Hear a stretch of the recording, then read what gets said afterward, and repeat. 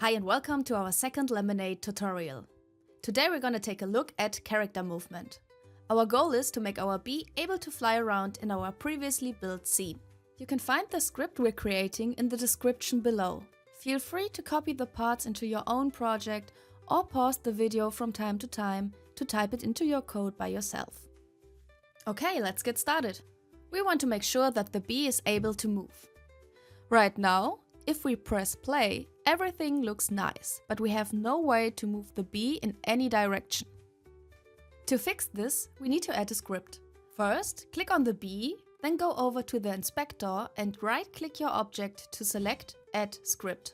Now scroll down in your inspector and look for the script section. We press the plus icon and give the script a name. Let's call it Bee Controller. And confirm it by pressing Save. This script is now open in our code editor, which you can find at the bottom of the screen. When you click it, you can already see it contains some content. We have 3 functions here, but they are all still empty. Let's go through them briefly. The first function is called init. This function is executed once at the start of the game when the bee is created. Next, we have the update function. It gets called 60 times per second. Here we can execute anything that modifies the bee in some way. Then we have pre-render. This function is called once per frame, meaning it runs less than 60 times per second, depending on the game and its graphics complexity. For the moment, we only need update. Let's add some code. I already prepared something that I can paste here now. This line of code here checks, using the keys module, whether one of the specified keys is pressed. In this case, either W or the up arrow key. For this to work, we first need to import the keys module. We do that at the top of our script with this line of code.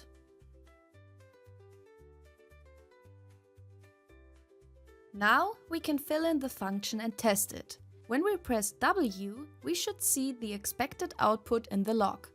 But pressing just one key isn't very useful on its own. We also need A, S and D. To make this easier, I'll insert some prepared code that allows us to move in all directions. Let's go through it step by step.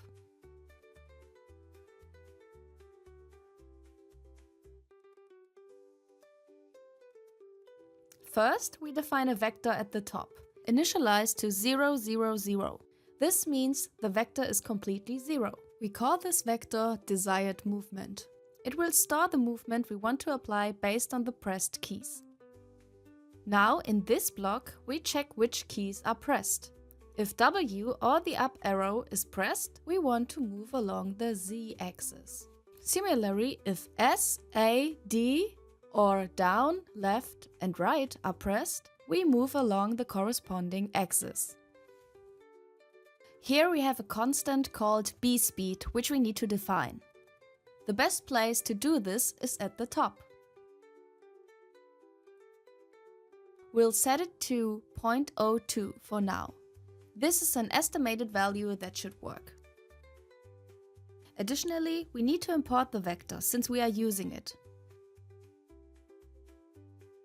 Now in this section, we apply the calculated movement vector to the bee. This line shows that the script is attached to our bee already. Self.node always looks to the object it is attached to. If we want to change our object's transforms, we can use this part. Our transforms are stored in T. We now modify the transformation of this object by adding our movement vector to the existing position of the object. When we now press play, we should be able to move our bee. That looks good. Great! Now we have a few issues. The first problem is that although we can move the bee, it always faces the same direction, which doesn't look very natural or good at all. We want the bee to face the direction it's moving in. The second issue is that we can move the bee outside the game field and even through the ground. We need to prevent that. So let's get right into it. We can solve the first problem by defining maximum and minimum values for the B's position. We'll add these values at the top next to the movement speed. This way, we can define a maximum position and a minimum position for our B. Now, we use the values to clamp the position of the B. We do this by adding a few more checks to ensure that the position never exceeds the maximum or goes below the minimum value. With this min function, we make sure our B does not get any values bigger than our maximum position. And with the max function, we avoid any values below our min position value. When we run the game, we will see that we can no longer move past these boundaries.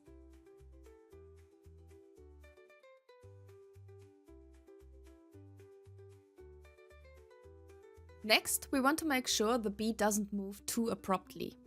To achieve this, we define a new variable inside the big controller. We call this variable current movement. This variable will store the current movement direction.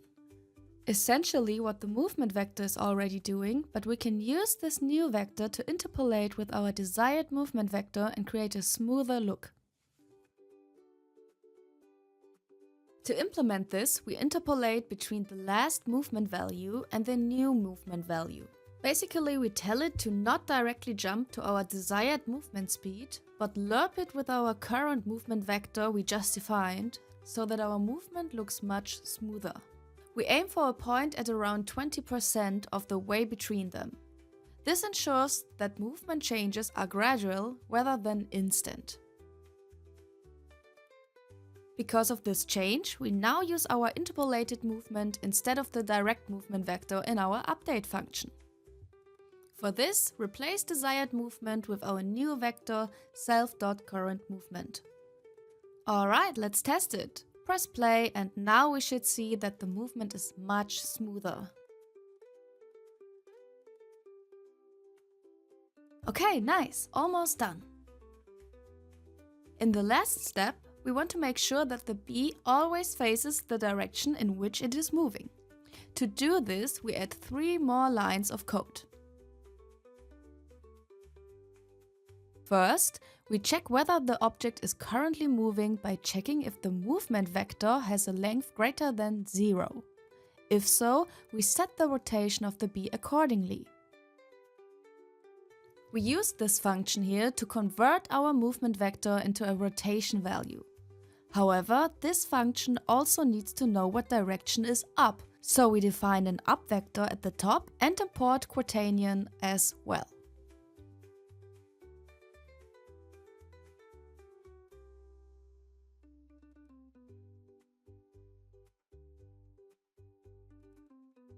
When we press play now, we see that the B rotates correctly, but it moves backward. To fix this, we simply add a minus sign in front of the rotation value in our code.